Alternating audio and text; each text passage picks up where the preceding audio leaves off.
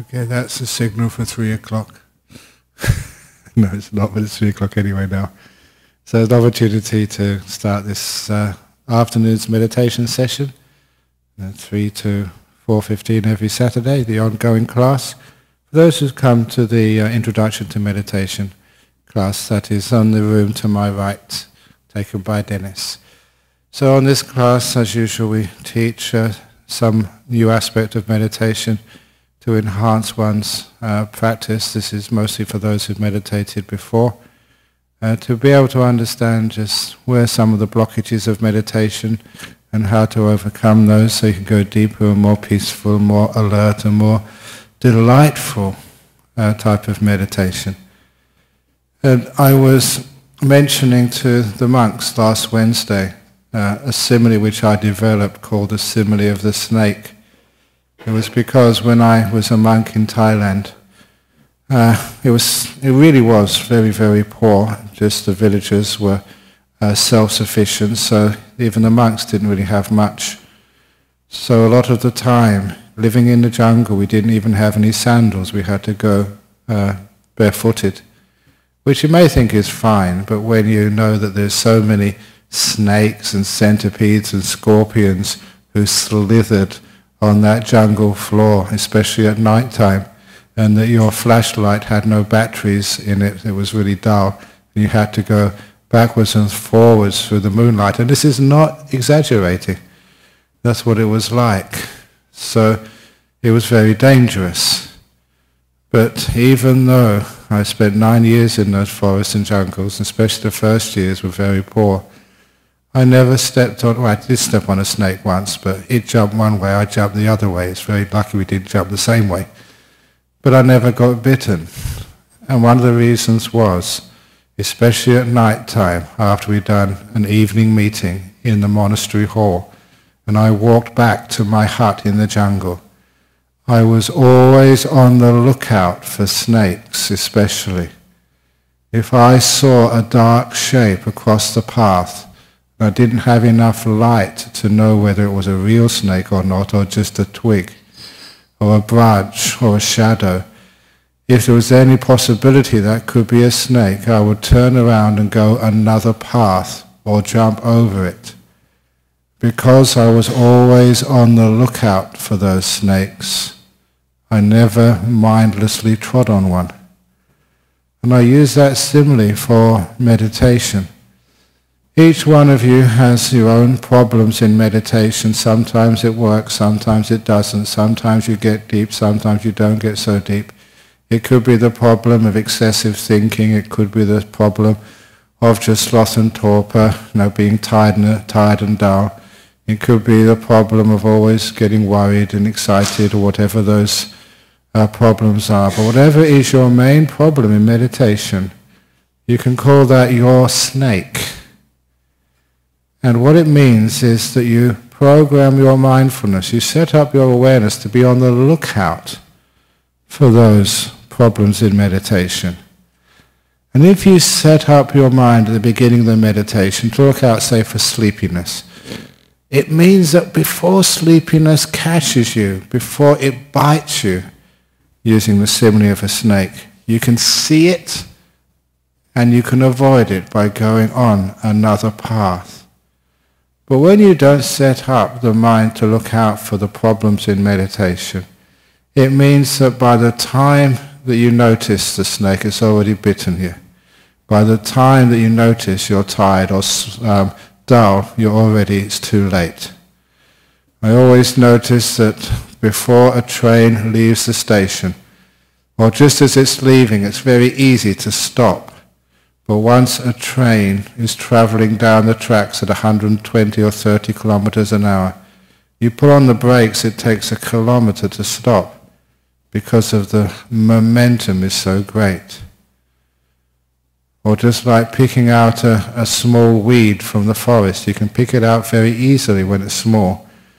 But if you leave it for too long, the weeds grow, and it's a lot of work taking out those weeds from your property. If you catch things very early, it's very easy to stop. And that is why that if you set up the mindfulness whether it's too much thinking or whether it's sleepiness. Make whichever one is your biggest problem. Call that your snake at the beginning of meditation. And then you are telling your mindfulness, this quality of the mind, which is aware of what's going on. You're telling it to focus on that particular obstacle or danger in your meditation, which means that you will see it early. And by the time you've seen it, it's early enough, you can actually stop it. You can stop the dullness. You can go a different way. You can brighten up your mind. When you start to get into a train of thought, you can catch it before it's caught you, which means you can just say, no, I don't want to waste my time in this meditation by working out the answers to all my problems. I've been there, done that, it doesn't work, it's a waste of time. Now is the time for peace, for stillness. You can catch these things really early. And because you catch them early, it's so easy to avoid. Any sort of, you may be obsessed with something in your life, have a really, really big problem in life, but you realize that, no, you want to have 40 minutes or 45 minutes of peace in a Saturday afternoon meditation. And you start meditating, things are going very well, and then the thought comes up, the obsessive thought comes up. If you can catch it very quickly, it's very easy to say no to. But once it's got you, it will not let you go, which is why catching it early is the trick. And to be able to catch it early, you've got to set up your mind at the very beginning, to be on the lookout, to be wary of these problems. So you catch them so quickly. Mindfulness is this great quality which can see what's going on inside your mind. But it needs to be focused. If you just say, I'll just be mindful. Mindful of what? There's so many things to be mindful of. But if you tell your mindfulness, be careful of this. This is my big problem. This is the obstacle. This is a hindrance which has been battling in meditation for a long time. Be on the lookout for it. Then you find you'll see it early and you can overcome it, which means you can go much deeper in the meditation and enjoy a meditation which hasn't got all these obsessive thoughts, a meditation which isn't just dull, so as if like you're sleeping, a meditation which is clear, aware, and joyful. And I've said many times in the other descriptions of meditation, it's not just peace of mind. Peace of mind is when there's nothing much going on in your mind. It's also the great joy of that peace, where you appreciate it, and you like it so much, it's a type of pleasure which you experience in the mind, which is why that people love meditating. They get such a sense of happiness and joy from it. Once you get past those obstacles of meditation, meditation becomes a very, very wonderful way of spending half an hour for 40 minutes. It's joyful when you're doing it and you feel great afterwards, as long as you get past the obstacles in the beginning. And of course the reason why is because it's just the nature of the mind. When it's still, it gets energized. Keep it still long enough and the energy goes into the mind, it brightens up, you can see more clearly, feel more thoroughly. Everything you do is like washed, brightened up, sparkling and beautiful. That is just the nature. Stillness gives the mind a boost of energy, and that energy gives happiness to whatever you do and see in life. Which is why that when you really get into the meditation, you always get into a much nicer mood, happier, brighter, more energized. It's one of the reasons why I, as a teacher, can tell a person's meditation, not just from how still they sit, but the happiness, the smile, the joy on their face once they come out of meditation. That is a sign that they've been still enough to give their mind a boost of energy, and that manifests as happiness and being easygoing. When you're down with energy, you get grumpy and depressed, and you get very fault-finding with so many things. When you boost your mind with energy, that fault-finding disappears. You give people the benefit of the doubt. Everything you look at is bright and cheerful, including you. That's just the nature of the mind, which is still and peaceful, which gives rise to happiness. It's just getting to that stage, first of all, which is important. And today, the simile of the snake, beginning of your meditation, what is your obstacle? What is the thing which has always been bothering you every time? That's a snake for you. Remind yourself, be on the lookout for this. So you see it coming and can take remedial action and avoid it before it gets you. Okay, so now we can actually do some meditation, as has been my habit over the last few weeks. Just to make sure that everybody is at ease in their body, I'm going to stand up and stretch and ask you to maybe do the same.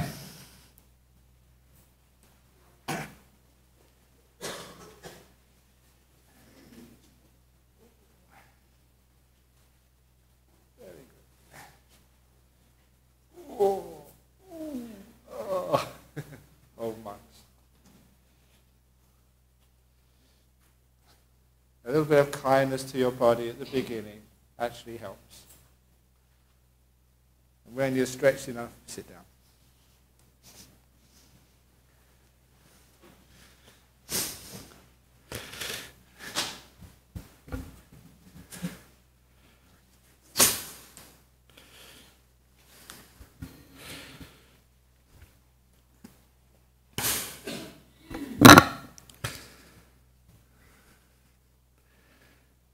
And just when you're ready, you close your eyes.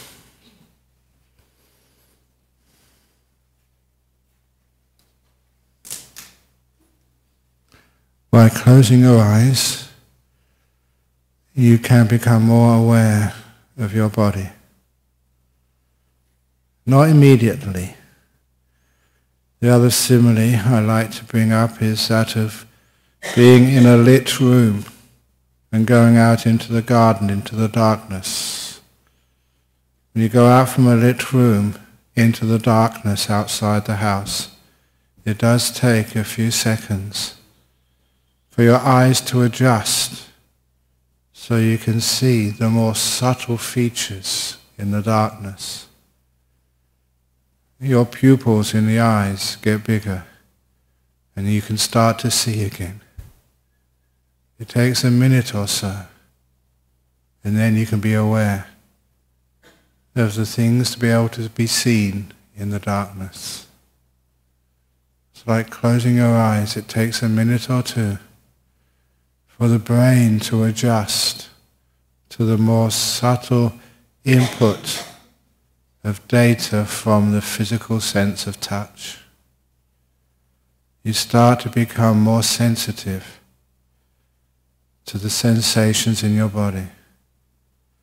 And first of all, to the gross sensations of a body which is not positioned all that well. Which is why, please fidget to the beginning of a meditation. Adjust your body. At least 1 minute after your eyes have closed. Only then can you really feel whether you are in a good position or not.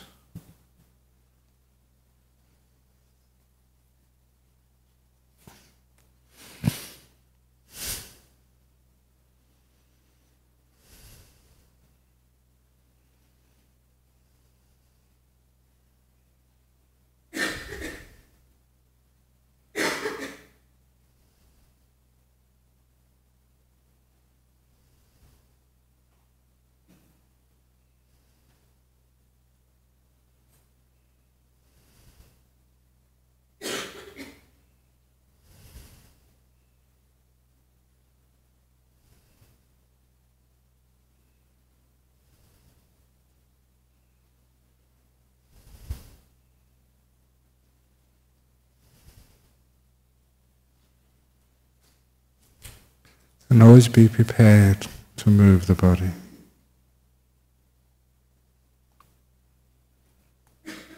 Just an adjustment at the beginning can save a lot of distractions in the middle or the end of the meditation, when aches and pains start to disturb your peace. Get the body right now, and you can avoid that problem.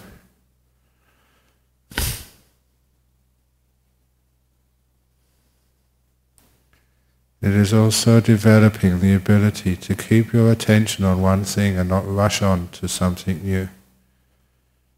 Just hold the attention on your body. Don't go fast. Stay. and be with your body.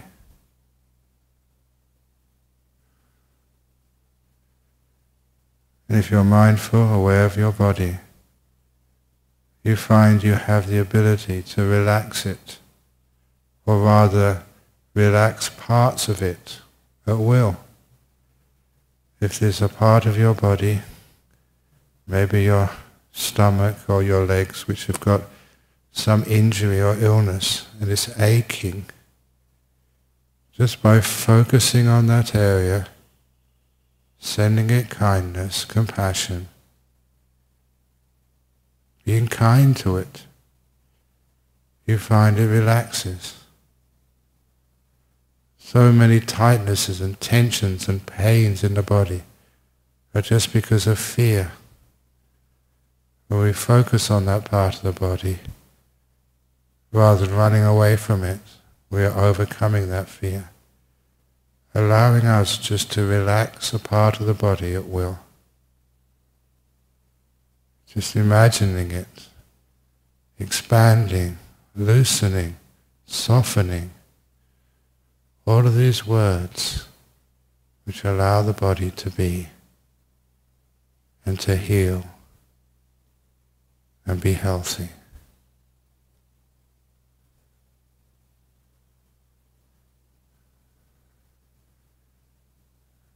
And it also means you're developing something you will later apply to the mind. Awareness and kindness joined together. What I call kindfulness. On your own body.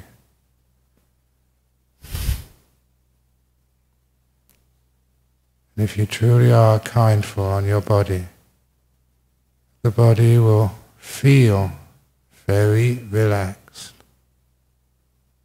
And the relaxed feeling of the body is pleasurable. So, if you have that pleasurable feeling of relaxation in the body, stay with it and enjoy it.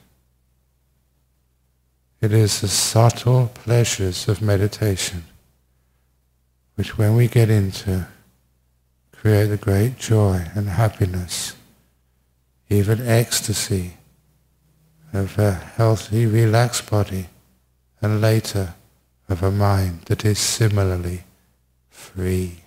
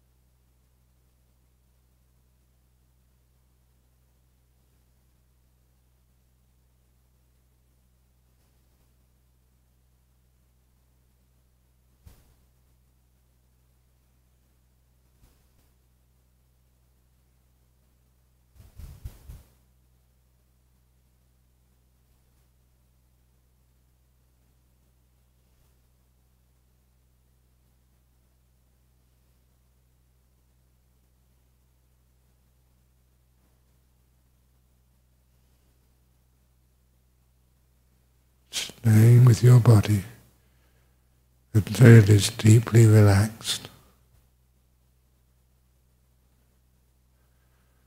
Not a tight place anywhere to be found.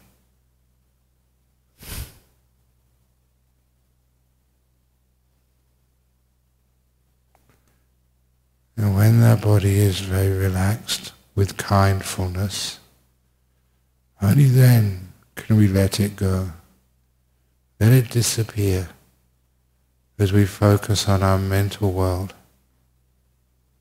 If you want to know what the mental world is, you know a garden by the flowers, the trees, the bushes, the lawns, which define a garden. The mental world is a world of your past and future, your thoughts and emotions. They're the nice ones like joy, kindness, and the not so nice ones like fear, anger, anxiety. We're going to relax our mental world until all the past vanishes. So we can be here, arrived in the present moment.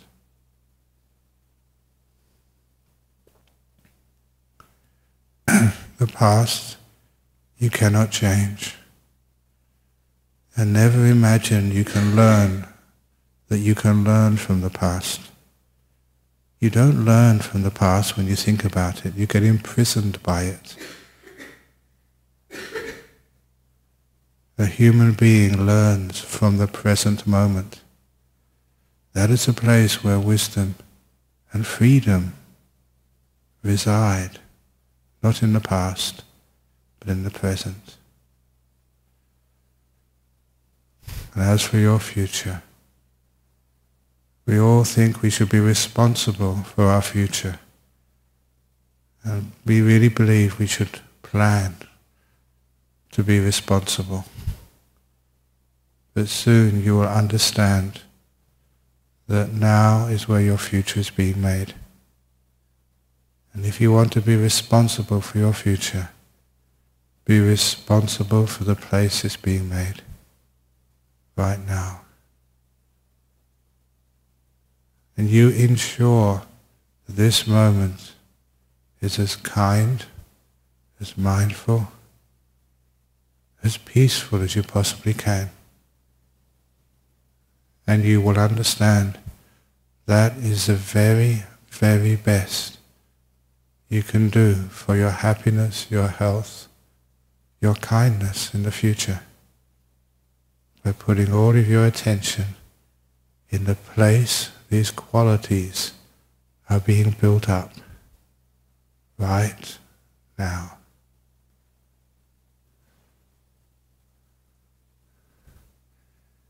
At first you may be ill at ease being in the present moment. It may be a bit strange for you. Stay here. Soon you recognize, become familiar with this present moment, and then it becomes like a second home for you.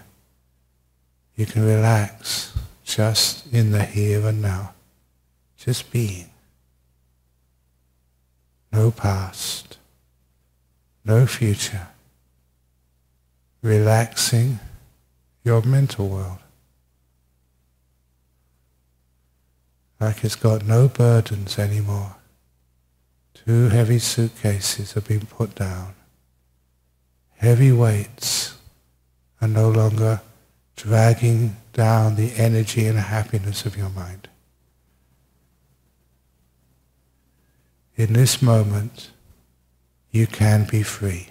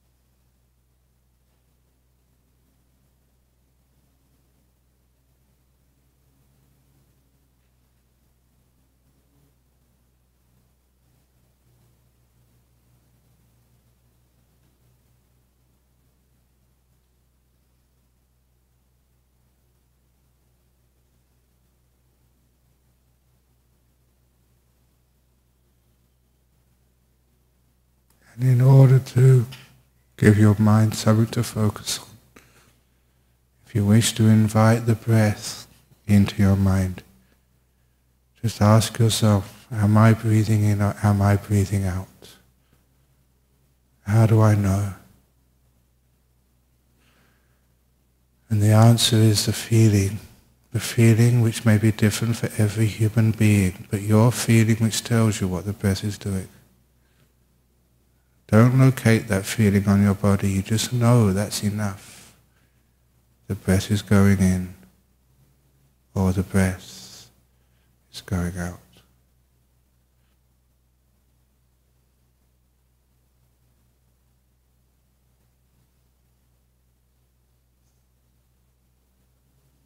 And if that's not enough to settle the mind, you can have your mantra along with the breath.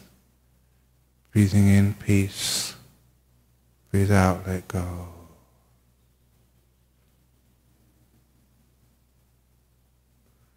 When you breathe in peace, imagine peace to be coming into your body and mind.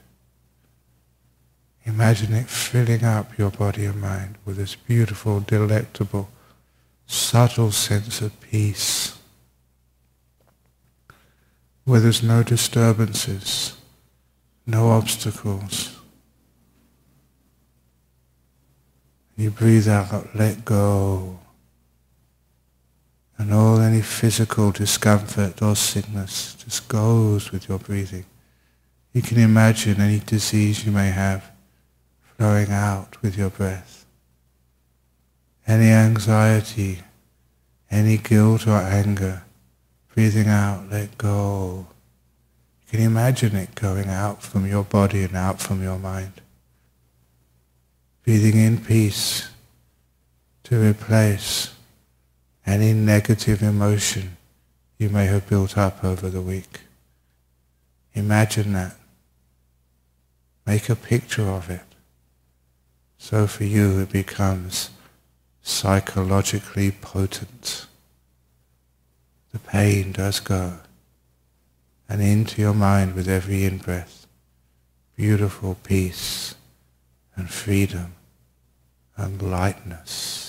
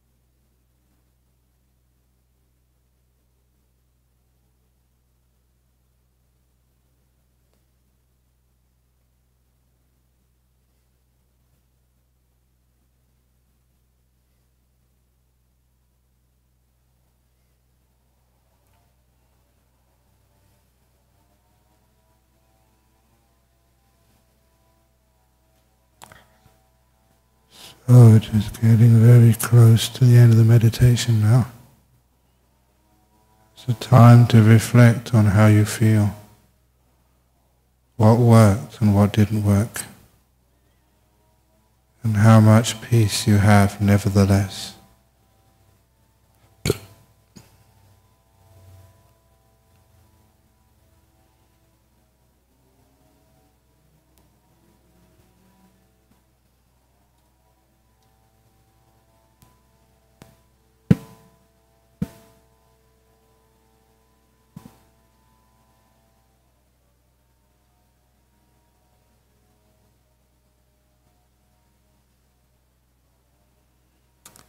I shall ring the gong 3 times now. When the gong finishes sounding for the 3rd time, you may open your eyes to end the meditation when the 3rd ringing of the gong disappears.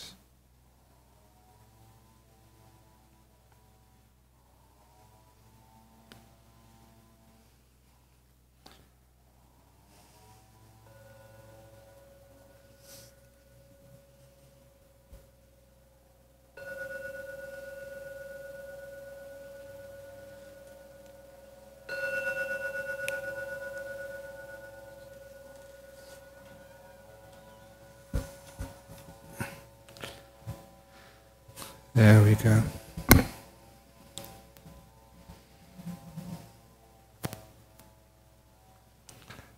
Okay, so for those of you who wish to ask questions, sometimes there's questions in the box, sometimes there isn't.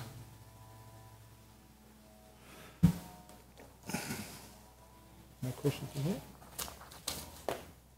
Oh, my goodness. Okay, the ones from home first of all. Can meditation be helpful during a time of personal crisis and uncertainty?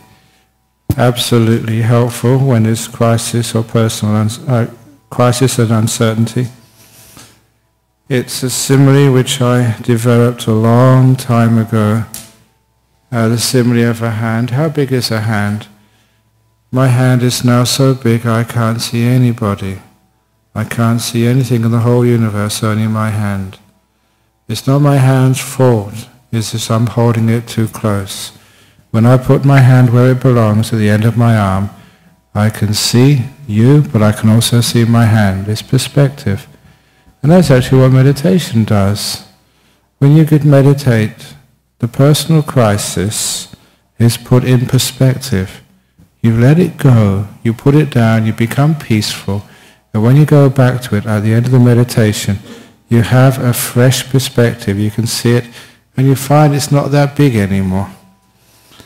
I'm always intrigued just how far these teachings you hear on a Saturday and a Friday night go. Last July, in Singapore, I was attending a conference, and at that, many of you see me use a simile of the hand before.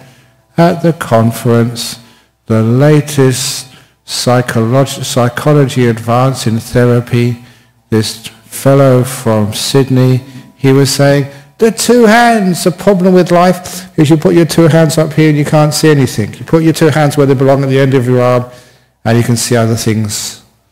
And that's my simile. I invented that. And this guy over Sydney is making a fortune out of it. And you know, interestingly, just on the same subject, last Sunday, I went to the Thai Loi Krathong Festival, just to give a blessing at the very beginning. And at the Loi Krathong Festival, had all the politicians were there, and many of you will recognize this.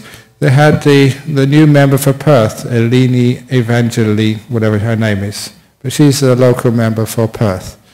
And she gave her little speech, and she said she heard from a wise person that the only reason you have stress in life is because it's like you're holding a cup at arm's length and you don't know how to put it down.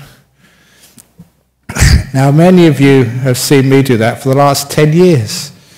So it's getting to these people as well. So these actually psychology techniques, which you hear here first of all, are actually going around the world. So yes, meditation is hugely helpful.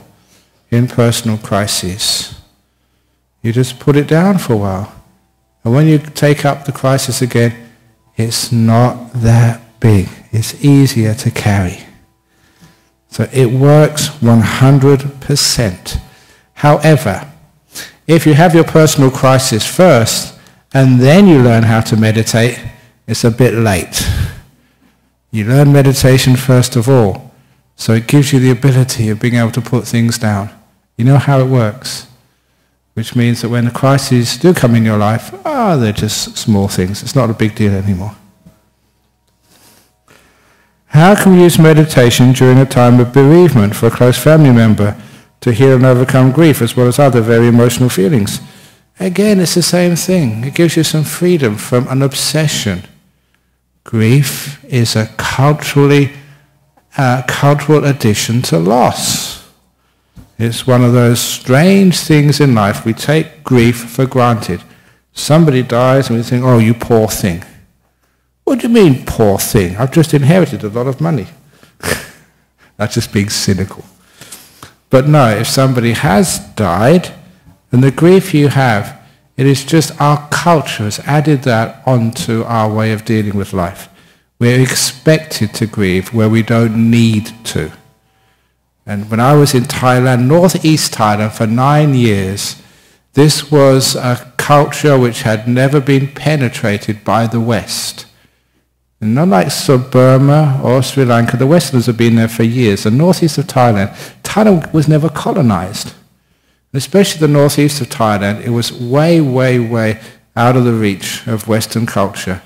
So there you saw a real indigenous, untouched Buddhist culture. And the monastery where I stayed was a local cremation ground, people being cremated there once or twice a week. Never once did I see people cry over 9 years when it was a death. It was taken for granted. People die. Not an important thing. Important, yes, but I mean not just the way we deal with it over here. We have imposed a culture of grief on dying, where other cultures is a culture of accepting and moving on. It's interesting. So when you use some meditation, you can actually do things in a different way. Now, what does grief add to when a close family member dies? As they keep on saying, you never cry for the person who's died, you're only crying for yourself. It's just, when you actually examine it, it's just totally irrational. It's not meaningful. And it's just looking at things in one way, putting your hand right up here. If you put it out the end of your arm where it belongs, you can see that, yes, you're crying for what's been taken away, and you're totally not paying any attention to what you've had. When we remember what we've had, those wonderful years with a person, the great times we've shared, you've been blessed, you've been so fortunate. When you remember what you've had, you don't cry. When you focus on what's been taken away, then you get tears. Really, it's an amazing thing with grief and loss, but meditation 100% helps enormously. You recondition your mind to see things in a different way, and you find you don't need to feel sad anymore. Brilliant. Anyway, actually we have 3 questions here from really nice, a nice spread from USA, Singapore and Romania. You see just how important these classes are. They're streamed all over the world and people in so many countries listen in. Okay. Recently I heard one of Ajahn Sujato's talks on near-death experiences, saying that jet pilots under high G-force have experienced the nimitta-like experiences, and he also said that maybe even meditation is nothing more than oxygen deprivation of the brain. This has been bothering me as we have seen few of the monks, including Ajahn Chah and nuns, ending up with some sort of mental illnesses. Could it be related to too much meditation? Could you please comment? Ajahn Chah did not have a mental illness. He had basically working too hard. And this is my teacher. He had liquid on the brain, which was stress-related because never rested. It gave too much. And lastly, that caused a brain degeneration. It was totally 100% physical. certainly not mental. And for the oxygen deprivation of the brain, nimitta-like experiences occur in NDEs when the brain is not functional at all. I refer to the brilliant piece of research done by Professor Pim van Lommel, Lommel. So John from the United States, please Google in Pim, P-I-M-V-A-N, L for London, O-M-M-E-L, and you will find brilliant research when these nimitta experiences and the near-death experience which happened before only occur when the brain is not functioning at all. The jet pilots under high G-forces have experienced nimitta-like experience. Like is an important word there. It's not the real thing. They are still conscious. NDEs, you are unconscious. I wouldn't like to have anybody piloting the jet in which I'm flying who is just having an NDE. I'd be dead with everybody else. I'd have an NDE. It's not an NDE, a real death experience, an RDE. So sometimes that skeptics, and this is really bad science, I remember this one person, they put some sort of piece of metal into a person's brain and did a little bit of electrical discharge, and they had some sort of flash in their mind. And they said, this explains near-death experiences. It doesn't. That's really bad science. You have to explain everything of a near-death experience, such as the fact that the brain is not functioning at the time. Nothing is happening. As one of the researchers who was in, I think, Colorado Springs, when he was researching a near-death experience on a woman who had an aneurysm, he had so many gizmos on this person's brain as they took it out of the skull that he said on BBC that if one neuron fired in that brain, he would have seen it on his machines. Incredibly sensitive machines, and not one neuron froze during this operation. Not one neuron fired during this operation. And this woman had a very classic NDE, near-death experience. So I think that Ajahn Sujato's talks on NDE, jet pilots under high G-forces have experienced an nimitta-like experience. No. Something remotely the same, but totally different. Number one, they were not unconscious. And Im from Singapore, my leg always gets numb halfway during meditation, and I usually have to stop to massage it as it is too distracting. What can I do to prevent the numbness from happening? I like to meditate on the floor as I can get into it easier, whereas sitting on a chair solves my numbness, but I can't seem to get into a good meditation. You can go halfway and use a stool. It's not a chair, it's not on the floor, it's halfway. The Zen stools. If that doesn't work, just do what I did. When I started meditating, I got numbness in my leg, and I would always have to move as well. And one day I got fed up with it. And I said, okay, you can be numb, I'm going to carry on meditating. And basically I just overcome my fear of numbness in the leg when I was meditating. And after a few minutes, I didn't move at all, and the numbness vanished all by itself, and the circulation came back again into the surface of the skin, which is what the numbness is all about. Basically, just overcome your fear. Just carry on meditating. Let your legs get numb. Look, there's many people. We're in Singapore. Many people in Singapore can watch the soccer. They like soccer, EPL in Singapore. I've been there many times. If you want to watch the soccer, your husbands or your wives watching movies, they can sit for a couple of hours watching a movie, and their legs go numb, and they don't even move. And they don't have to be taken to Singapore General Hospital afterwards. They are fine. So just sit there and just let the numbness vanish by itself. That's what happens. It is anicca. It's impermanent. It disappears by itself. I've done that. You don't have to worry about it. And lastly, from Romania, is it useless to continue to meditate if I don't have any deep meditation bliss or nimittas? I still have lots of thoughts arising in my mind. Look, meditation is one of those skills which you take your whole lifetime to learn, but many of the other skills which you learn, whether it's playing the piano or playing chess or something, When you get to a certain age, you can't do that anymore. But meditation is what you do to the very last minute of your life.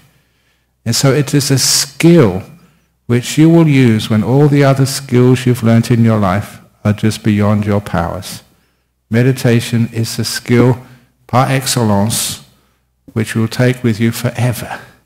All these other skills are just temporary. Now, all the effort I used to learn physics at university, you forgot a lot of that now. What a waste of time that was.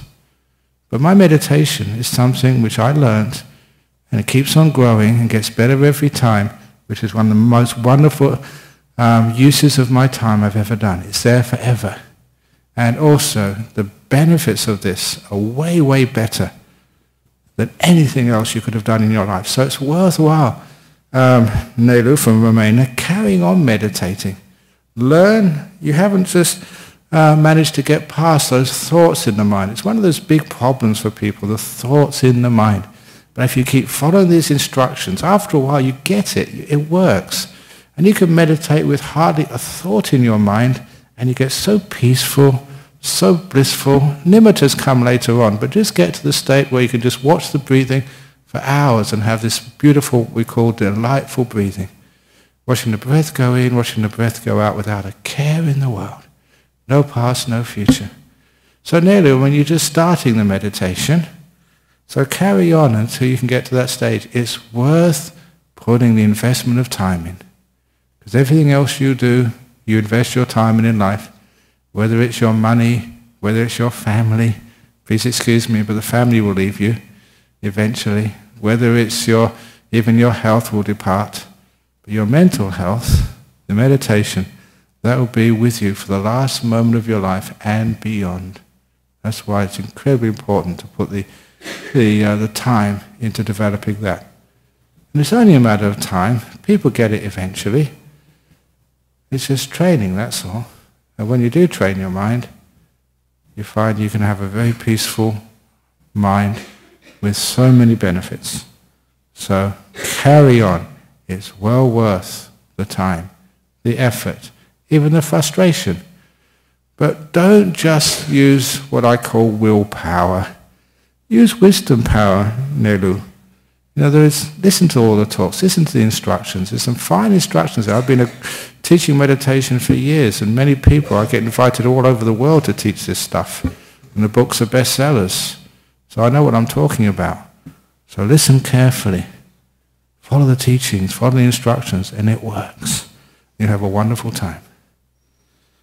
Okay, any other questions from the floor before we finish off for the afternoon? And it's really true, you know, all the other stuff you do in your life, you forget most of it. All the stuff which you learn at school disappears from you. But your ability to meditate, to find stillness, to find peace of mind in any place, any situation, any time, that is really awesome. And of course it's also I like this when you're really sick. The ability just to meditate away pain. To take away just, you know, the connection between the mind and the body. So when the body is really sick, the mind is just totally at peace and really happy. That's a really beautiful skill to develop. And how do you do it? Keep coming here every Saturday afternoon until you can do that. And when you can do that, you don't need to come ever again. Thank you for listening.